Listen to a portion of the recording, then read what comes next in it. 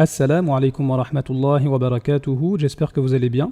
On va prendre 5 minutes ensemble, Inch'Allah, pour méditer sur la sourate numéro 104 qui est sourate al-Humaza. A'udhu billahi minash shaitanir rajim, bismillahir rahmanir rahim, wailun li kulli humazatin lumaza, malheur à tout calomniateur, diffamateur. Ce verset met en garde contre la moquerie, et ici, Humaza, c'est une personne qui va se moquer avec ses actes, comme par exemple des grimaces, des hochements de tête, des clins d'œil ou même le fait de montrer du doigt. L'Humaza, c'est le fait de se moquer des gens par les paroles. Ce verset nous met en garde contre le fait de se moquer des gens autant par les paroles que par les actes. Et c'est encore pire quand c'est fait par les deux. Et le Coran va nous donner un exemple de moquerie qui est fait autant par les gestes que par les paroles. Si on prend la sourate numéro 83, qui elle aussi commence par Wailun, on lit au verset 29 Innal ladhina ajramu kanu minal ladhina amanu yadhakun. Les criminels riaient de ceux qui croyaient.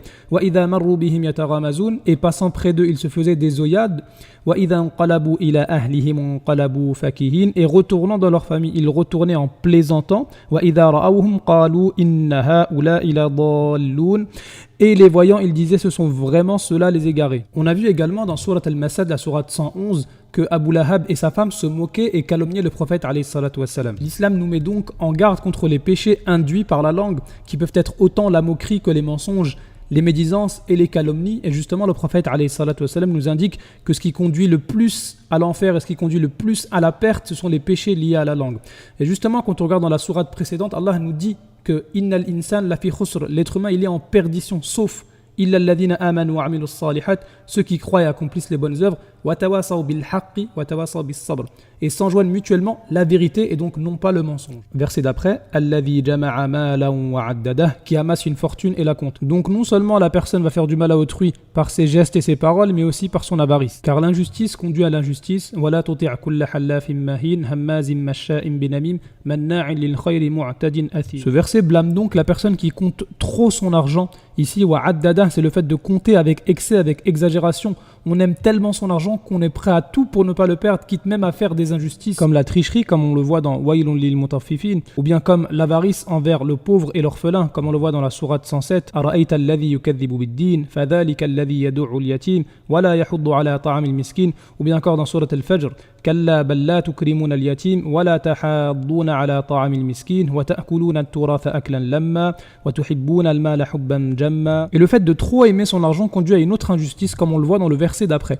يحسب أن ماله أخلده, pensant que sa fortune l'immortalisera. Il aime tellement son argent qu'il prive ceux qui en ont besoin, qu'il le compte de manière absurde, et il pense que plus il sera riche et plus il va vivre longtemps. Ou il pense qu'après sa mort, à cause de sa richesse, on se souviendra de lui, alors qu'on se souvient plutôt des généreux que des avares. Et contrairement à la vie d'ici-bas où les biens peuvent nous aider dans une certaine situation difficile, dans l'au-delà c'est totalement différent, comme on l'a vu avec le cas d'Abu Lahab qui pensait que sa fortune allait lui servir à quelque chose le jour du jugement dernier. Ma aghna anhu maluhu wa ma kasab. Et de même dans Surat al-Layl, Allah nous parle de l'avare, que ses biens ne lui serviront à rien le jour du jugement dernier. وَمَا يُغْنِي عَنْهُ مَالُهُ إِذَا تَرَدَّى. Verset suivant.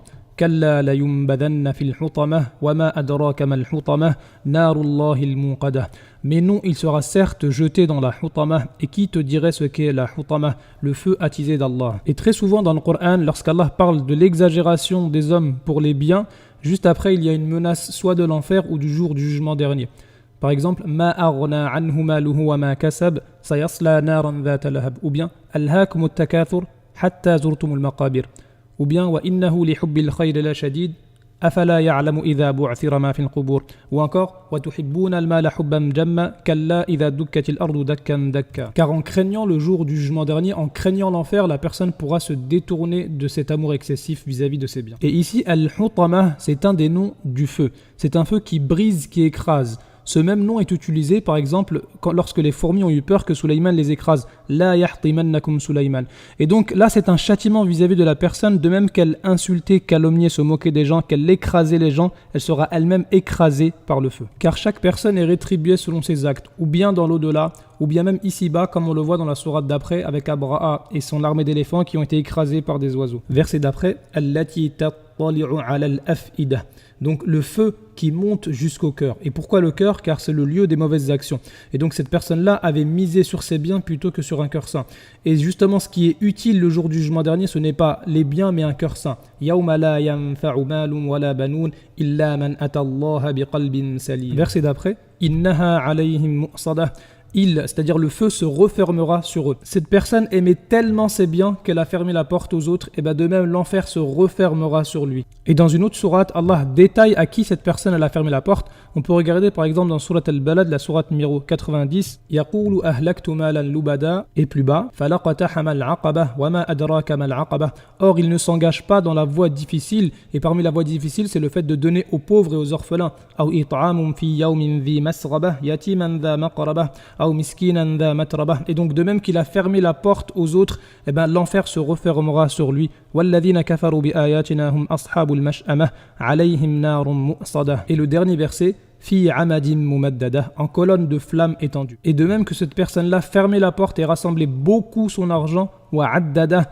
eh bien l'enfer se refermera sur lui aussi de manière excessive, mumaddada, avec des colonnes étendues. En conclusion, il faut faire très attention aux mensonges et aux moqueries, car cela nous pousse à nous considérer meilleurs que les autres, à se croire supérieur de par son statut ou par ses biens, et donc à oublier le droit d'Allah et le droit des créatures. ويل لكل همزة لمزة الذي جمع مالا وعدده يحسب أن ماله أخلده كلا لينبذن في الحطمة وما أدراك ما الحطمة نار الله الموقدة التي تطلع على الأفئدة إنها عليهم مؤصدة في عمد ممددة.